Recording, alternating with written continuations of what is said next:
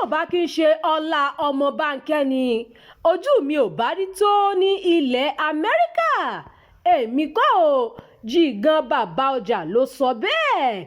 Òṣèré tíátà ní Abímbọ́lá Kazeem ẹni tí ọ̀pọ̀ èèyàn mọ̀ sí Jigan Babaoja ti fi ẹ̀mí ìmoore rẹ̀ hàn sí akẹgbẹ́ rẹ̀ Sọjí Táíwò tí gbogbo èèyàn mọ̀ sí ọmọ Banke fún ìwà oore àti àánú tí ó ṣe fún un nígbà tí Jigan wà ní Amẹ́ríkà.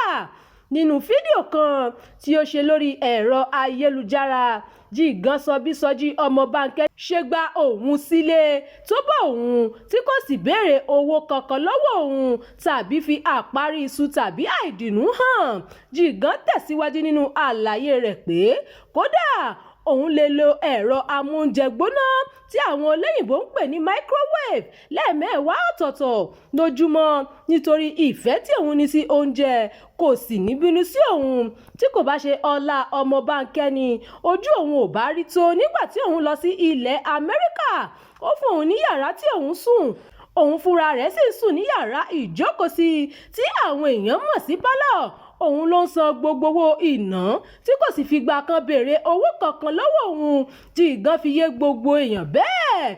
Ó tún sọ síwájú sí i fún bí ó ṣe ran òun lọ́wọ́ nípa rírí iṣẹ́ MC gbà tí ó sì tún gbé òun lọ síbi ayẹyẹ òun ní ọ̀pọ̀lọpọ̀ ìgbà tí kò sì ní gba owó kankan nínú èrè tí òun jẹ níbẹ̀. Ọlọ́run nìkan ló lè bá mi san lẹ́san olóore. Mi ò ní gbàgbé oore tó ṣe fún mi títí tí màá fi kú. Jigan ṣe àpèjúwe Sọjí gẹ́gẹ́ bí òkúta iyebíye tí kò wọ́pọ̀ láwùjọ, ẹni tí ó kún fún ìwà tútù, kò mọ tara rẹ̀ nìkan tó sì tún ní ìwà ìrẹ̀lẹ̀ pẹ̀lú. Ta ni ọmọ Banke gan-an?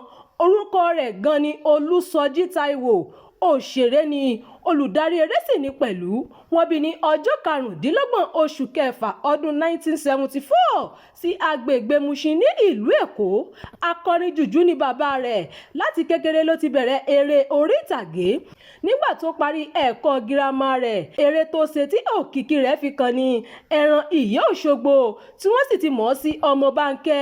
Ó ti kópa nínú àwọn eré bíi Ewé Kókò, Àdánimágbàgbé, Ikùn Ẹkùn, Owó Ìjọ àti bẹ́ẹ̀ bẹ́ẹ̀ lọ. Ó kọ́ iṣẹ́ ṣíṣe ohun ẹ̀ṣọ́ ilé ní technical school. Lóòótọ́ kò fi ṣiṣẹ́ ṣe àmọ́ ó kẹ́sì járí lórí rẹ̀.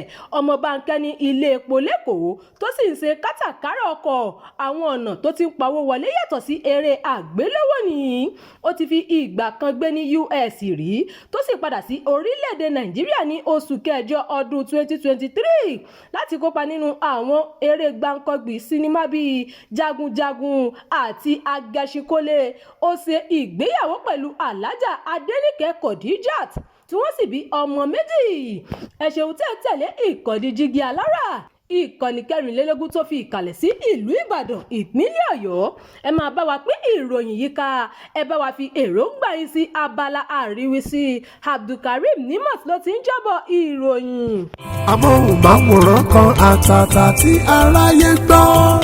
Jígí Alára TV ni wọ́n sọ.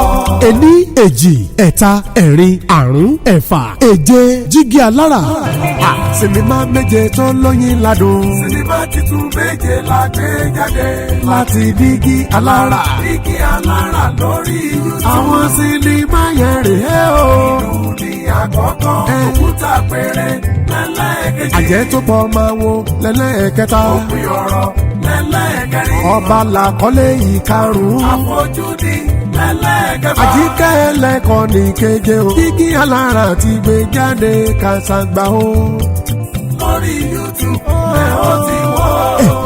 Àwọn akọkọlùkọ lóyin ládùn rọ̀ wọ́n pàtòkè tilẹ̀ sinimá méje tá a gbé jáde rèé látọwọ́ Jígí Alára lórí YouTube. Ìlú làkọ́lé alákọ̀ọ́kọ́ Jígí Alára àti Rose Odika ni co-producer. Òkúta àpèrè lẹ́lẹ́ẹ̀kejì Jígí Alára gangan fúnra ẹ̀ ló producer. Àjẹ́ tó pa máa wo lẹ́lẹ́ẹ̀kẹta Jígí Alára àti Lélo wà ní co-producer. Òpin ọ̀rọ̀ lẹ́lẹ́ẹ̀kẹrin Fatai Karim àti Jígí Alára ló jọ producer. Ọba lẹ́lẹ́ẹ̀karùn-ún Tampan Ìdó local government àti jígí alára ló jọ pawọ́pọ̀ láti ṣe. àfojúdi lẹ́lẹ́kẹfà Lateef Quadri àti jígí alára ni co-producer àti ẹ̀ náà. àjíkẹ́ ẹlẹ́kọ̀ọ́ ni sinimá ẹlẹ́ẹ̀keje Unity Caucus àti jígí alára ni co-producer. àwọn Nollywood superstars ló kópa nínú àwọn sinimá yìí. ẹ máa gbádùn gbogbo àwọn sinimá méjèèje. ìlú òkúta àpèrè àjẹtòpọ̀máwo òpin ọ̀rọ̀ ọba àfojúdi àjíkẹ́ ẹlẹ́kọ̀ọ́. àwọn sinimá méjèèje yìí ní kẹ́ ló máa wò lórí YouTube tó jẹ́ ti dígí alára. adé ọmọ adé ni executive producer àwọn sinimá wọ̀nyí. kò sí àṣàdànù ńbẹ̀ o. ẹ kú ti mọ̀ pé gbogbo àwọn sinimá wa ló máa ń stand out yàtọ̀. dígí alára ní kẹ́ subscribe sí o. ẹ download ẹ share ẹ like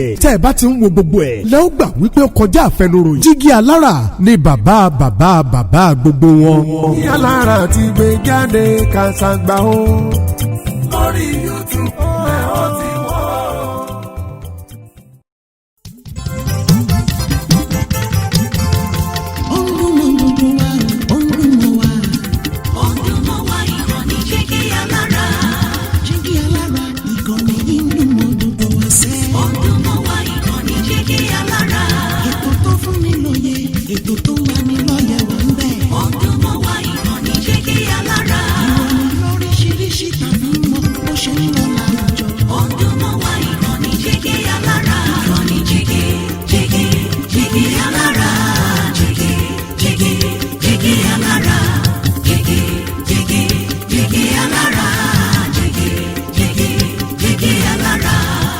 Ìkànnì Jígí Alára 24 bàbá gbogbo.